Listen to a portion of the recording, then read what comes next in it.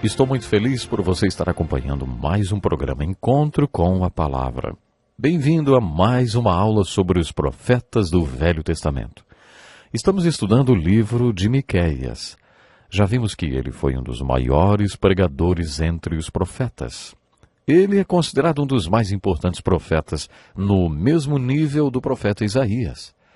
Ele foi muito citado, inclusive por Jesus, em Mateus capítulo 2, versos 5 e 6, em Mateus 10, 35 e 36, e por Jeremias. Quando este profeta pregava sobre a destruição de Jerusalém, o povo intentou matá-lo. Mas alguns sábios se juntaram e disseram: não o matem, porque nos dias do rei Ezequias, Miqueias profetizou a mesma coisa, e Ezequias o matou. Mas Ezequias arrependeu-se do seu pecado. E o povo voltou-se para Deus, e por isso Deus não trouxe a destruição profetizada pelo profeta Miqueias. Portanto, a citação de uma profecia de Miqueias, feita pelos sábios da época, salvou a vida de Jeremias. Na primeira parte do estudo do livro de Miqueias, vimos que esse livro possui 3 sermões, divididos em 7 capítulos. O primeiro sermão, registrado nos capítulos 1 e 2, é uma pregação para todos os povos. O segundo sermão de Miqueias, que começa no capítulo 3, versículo 1, e vai até o capítulo 5, versículo 15, é dirigido ao povo de Deus. Miqueias pregou tanto na capital do Reino do Norte, como na capital do Reino do Sul. O seu sermão dirigido para os líderes do povo de Deus foi dirigido também às autoridades governamentais. Miqueias tinha consciência de que o governo vem de Deus. Deus quer que seu povo viva em paz. Para que isso aconteça e o povo de Deus viva bem, a forma de governo deve ser de acordo com o plano de Deus. Miqueias acreditava que um governo orientado por Deus deveria existir em 3 níveis. O primeiro nível, o espiritual, estava sob a responsabilidade dos sacerdotes, que deveriam ensinar as verdades espirituais à sociedade e servir-lhes de exemplo. O segundo nível, o nível moral de governo, era de responsabilidade dos profetas exortar o povo a obedecer os ensinamentos da palavra de Deus. E havia um nível civil de governo. Era a responsabilidade das autoridades civis aplicar as leis de Deus baseadas na sua palavra. Miqueias acusou de corrupção os líderes do povo nos 3 níveis de governo.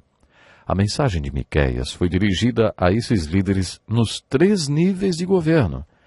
Essa mensagem de Miqueias para os líderes do governo é a preparação para uma grande profecia messiânica.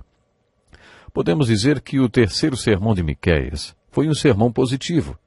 Como já disse várias vezes, todos os profetas que profetizaram os cativeiros assírio e babilônico e a destruição e a tristeza que se seguiram, terminavam suas profecias com um tom positivo.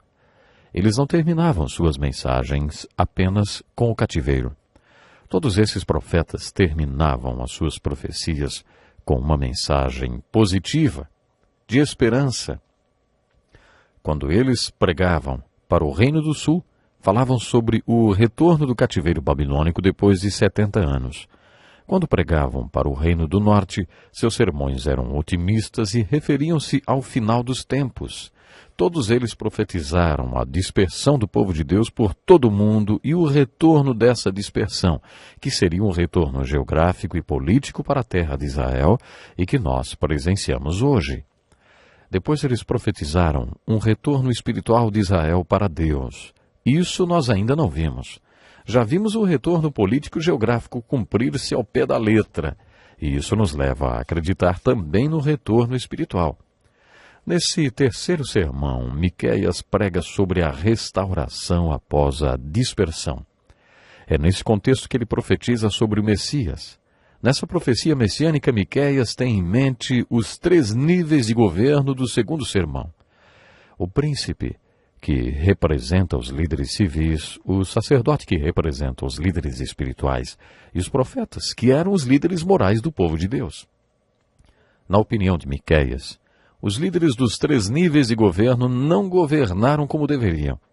É nesse contexto de fracasso governamental que Miqueias prega o seu sermão messiânico. No capítulo 5, versículo 2, ele profetiza a vinda do Messias. De acordo com Miqueias, o Messias virá para ser o governante perfeito. O Messias vai governar na força do Senhor. O Messias vai pastorear seu povo e governará com o grande pastor. O que Miqueias está sugerindo é: as autoridades foram instituídas por Deus, mas elas não governam como deveriam governar. Um dia Deus vai dizer: não posso mais confiar no governo do homem. E não posso mais confiar o governo ao homem. Darei o poder ao meu filho. Quando meu filho vier, ele governará de acordo com a minha vontade, e governará em nome da majestade do Senhor seu Deus. Quando meu filho governar, vocês descobrirão o que eu tinha no coração quando instituí os governos. Quando meu filho governar, o seu governo não será corrupto. Com tudo isso, fica uma pergunta: quando foi que Jesus reinou num governo perfeito? Isso nos ajuda a entender por que os apóstolos estavam sempre perguntando para Jesus: o Senhor vai restaurar o reino de Israel agora? Os apóstolos viam Jesus como um líder político em potencial, que derrotaria os conquistadores romanos. Alguns estudiosos acreditam que Judas seguia Jesus porque acreditava que ele seria o líder que venceria Roma, e assim ele estaria dentro do novo regime de governo. Um dos apóstolos de Jesus chamava-se Simão, o Zelote, o que significa que ele fazia parte do movimento de guerrilha de resistência contra Roma. O professor William Berkeley acreditava que 4 dos 12 apóstolos partilhavam das mesmas simpatias políticas desse discípulo.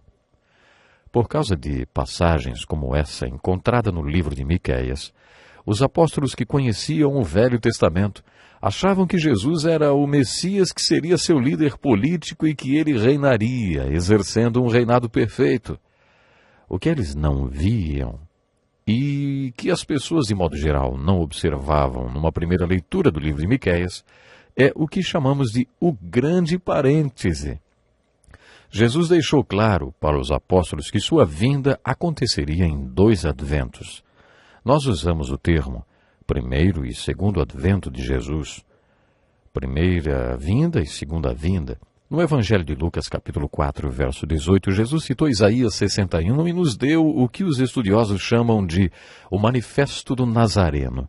Citando Isaías, Jesus disse: o Espírito do Senhor está sobre mim, porque ele me ungiu para pregar boas novas aos pobres. Ele me enviou para proclamar liberdade aos presos e recuperação da vista aos cegos, para libertar os oprimidos e proclamar o ano da graça do Senhor. Em seu manifesto, Jesus deixou bem claro o que ele ia fazer. Ele ia dar visão ao cego, liberdade ao cativo e curar os oprimidos desse mundo. Quando comparamos Lucas 4,18 com Isaías 61, observamos que Jesus parou no meio do versículo e devolveu o rolo para o rabino, porque o versículo continuava dizendo: para proclamar o ano da bondade do Senhor e o dia da vingança do nosso Deus. Jesus não veio declarar a vingança de Deus. Há alguns textos na Bíblia, como Isaías 61 e Salmo 2, que se referem aos 2 adventos da vinda de Jesus Cristo em um só versículo. Aí você tem que fazer uma pausa no meio desses versículos que descrevem os 2 adventos. Jesus veio pela primeira vez como servo sofredor. Sua missão era morrer na cruz pelos pecados do mundo, ressuscitar dos mortos e enviar o Espírito Santo para que a igreja pudesse nascer e ser ativa nesse mundo. Como já destaquei antes, alguns estudiosos chamaram esse tempo da igreja de o grande parêntese. Hoje Jesus Cristo está construindo sua igreja e quando ele a finalizar, voltará. Foi isso que todos esses profetas falaram. Jesus voltará com grande poder e glória. Na próxima vinda de Jesus, ele não vai ser humilhado. Quando Jesus vier pela segunda vez, ele não virá como servo sofredor. Ele não vai dar a outra face. De acordo com o Salmo 2, quando Jesus voltar, é como se todas as nações da terra estivessem em um lindo vaso de porcelana e Jesus, com um cetro de ferro em suas mãos, vai despedaçar as nações da terra. Quando Jesus voltar, ele vai reinar. Como já disse, há diferentes opiniões a respeito do reino que Jesus vai instituir na sua segunda vinda. Então, haverá um milênio? Será que Jesus terá um reino de 1000 anos sobre a terra? Se você acredita que ele vai voltar antes de estabelecer esse reino, você é um pré-milenista. Se você acredita que ele vai voltar depois que esse reino tiver sido estabelecido, então você é um pós-milenista. Se você acredita que o reino de 1000 anos é uma questão mais espiritual do que literal, ou algo figurativo, então você é amilenista. Há várias teorias diferentes sobre esse reino. Entretanto, todos esses profetas nos dizem que quando Jesus voltar, ele governará e reinará sobre o seu reino.